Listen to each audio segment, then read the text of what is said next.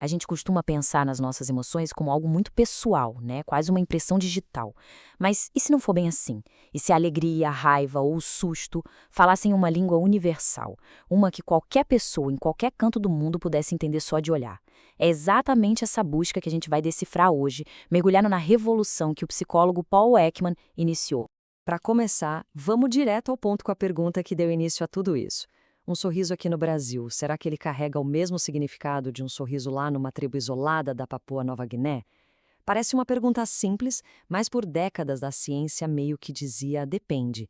E foi a busca por uma resposta definitiva que nos levou a uma das descobertas mais incríveis sobre o comportamento humano. Para entender o tamanho da ideia do Ekman, primeiro a gente precisa dar uma olhada em como as coisas eram na época. A psicologia tinha uma visão, olha, bem diferente sobre como o nosso rosto mostra o que a gente sente. Então, a visão que dominava era a culturalista. Acreditava-se que as expressões faciais eram tipo uma linguagem, algo que se aprende, que muda totalmente de cultura para cultura. Um sorriso podia significar felicidade aqui e, sei lá, outra coisa bem diferente em outro lugar. Mas aí veio o Ekman com uma hipótese totalmente diferente, a universalista. E se as emoções básicas não fossem aprendidas? E se fossem parte da nossa biologia? Um código universal gravado no nosso DNA? Ok, uma ideia ousada, mas como é que se prova uma coisa dessas? Era preciso um teste que não deixasse dúvidas. E para isso, o Ekman foi para um dos lugares mais remotos do planeta, atrás dessa resposta. O palco desse experimento decisivo foi o povo Fore, lá na Papua Nova Guiné. E a escolha foi simplesmente genial. Por quê? Porque era uma cultura da Idade da Pedra completamente isolada do resto do mundo. Sem televisão, sem cinema, sem revistas. Se eles, que nunca tiveram contato com o mundo de fora, expressassem e reconhecessem as emoções do mesmo jeito, essa seria a prova final de que essa linguagem era de fato universal. E o resultado? Bom, foi revolucionário. Ekman confirmou que sim, existem emoções com expressões universais. A lista original tinha 6, e um tempo depois o desprezo foi adicionado. Dá uma olhada. A alegria, com os cantos da boca puxados para cima e os pés de galinha. A raiva, com as sobrancelhas para baixo e juntas. Ou o nojo, com o nariz enrugado. São como assinaturas faciais que conectam toda a humanidade. Mas claro, a ciência é uma conversa que nunca para. Hoje em dia a discussão continua.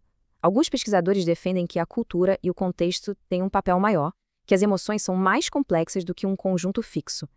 Mas mesmo com todo esse debate, as descobertas de Ekman continuam sendo a base, o pilar de quase tudo que a gente sabe sobre o assunto. E a descoberta das emoções universais foi só o começo, o pontapé inicial. A partir daí, o Ekman desenvolveu ferramentas que nos permitem enxergar além do óbvio, lendo as entrelinhas que o rosto humano revela sem que a gente perceba. É aqui que a coisa fica fascinante. A gente entra no mundo das microexpressões. Sabe quando alguém tenta esconder o que está sentindo, mas por uma fração de segundo a verdade vaza no rosto? Isso é uma microexpressão, um flash involuntário da emoção real. E quando a gente fala flash, é um flash mesmo. Uma microexpressão pode durar só 1/25 de segundo. É tão rápido, mas tão rápido, que é praticamente impossível de controlar e de perceber também se não tiver um olhar bem treinado para isso. Agora, um ponto fundamental, atenção aqui. Microexpressão não é um detector de mentiras. Isso é um mito. O que ela revela é uma emoção escondida, só isso.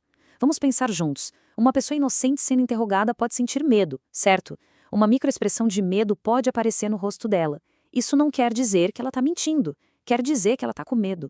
Essa distinção é crucial. Para conseguir mapear cientificamente todo esse território do rosto, o Ekman criou o FACS, ou Sistema de Codificação da Ação Facial. Pense nisso como um verdadeiro atlas do rosto humano, um alfabeto que cataloga cada movimento possível dos nossos músculos faciais.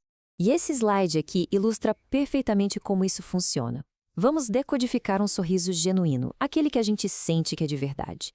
Ele é a soma de duas ações. A unidade de ação 6, que contrai o músculo ao redor dos olhos e cria os pés de galinha, e a unidade de ação 12, que puxa os cantos da boca para cima. Sem a ação dos olhos, é só um sorriso social. Com ela, a gente tem o famoso sorriso de Duchenne. E quem usa esse alfabeto do rosto hoje em dia? A lista é de surpreender. Além de psicólogos e médicos, ele é fundamental para pesquisadores de inteligência artificial e para animadores. A Pixar e a Disney, por exemplo, usam o fax para dar vida e emoções super convincentes para os seus personagens. Incrível, né? Diante de tudo isso, Qual é o legado do trabalho de Ekman? E talvez mais importante, que novas perguntas ele continua inspirando hoje em dia? Vamos para a nossa análise final? O impacto é inegável. Ekman nos deu uma base biológica para entender as emoções e ferramentas que influenciam tudo, desde terapia até inteligência artificial. Por outro lado, existem críticas importantes. Alguns cientistas argumentam que o papel da cultura talvez seja maior do que se pensava. E alguns programas de segurança baseados no trabalho dele, como aquele chamado SPOT em aeroportos, foram bem questionados pela baixa eficácia. No fim das contas, talvez a maior lição venha do próprio Ekman com essa frase: as emoções determinam a qualidade de nossas vidas. Entender essa linguagem, na gente e nos outros, é uma habilidade fundamental para a vida. O que nos deixa com uma última reflexão. Se o nosso rosto é mesmo um livro aberto, escrito numa língua que toda a humanidade compartilha, será que todos nós lemos esse livro da mesma maneira? A busca por essa resposta, essa continua.